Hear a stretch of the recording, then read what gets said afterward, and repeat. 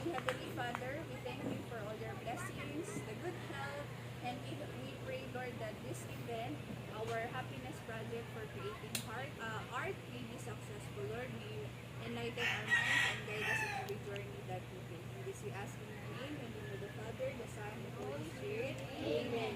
Okay, so sinta ani ustedes uwi anay ha. Listen, anay, stop anay, listen.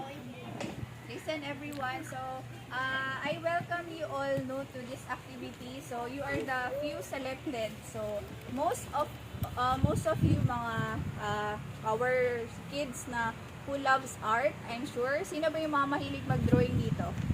Okay, at least lahat naman mahilig mag-drawing.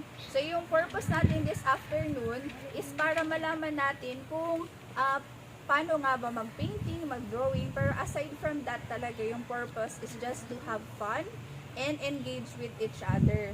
So, sa mga hindi nakakakilala sa akin, you can call me Ate Joanne. I am an artist, so you can see na mahilig ako mag-painting.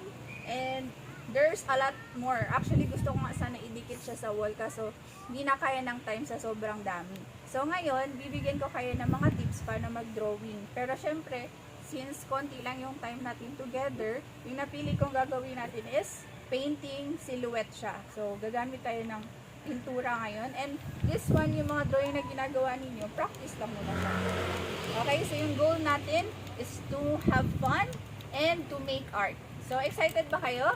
Yes! Okay, so now I will give you your illustration boards na. Okay, this one you can finish it anytime, you can do it at home, but this time magpa-paint na tayo and gagamit talaga tayo ng poster color, okay? Yes. Okay, so yung mga tapos, what is that? Okay, sino wala pang illustration board? Still not done.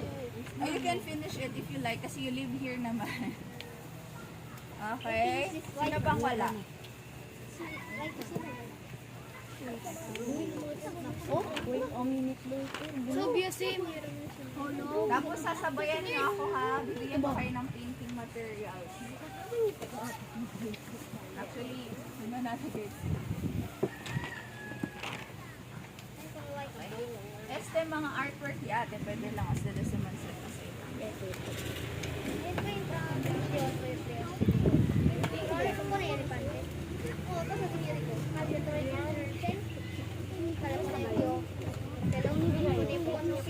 So mag-sharing kita na colors ha, primary colors kasi yun kabayos tuwi. So ibig sabihin, is ngayon ko nung students pa sila yakang mag-mix.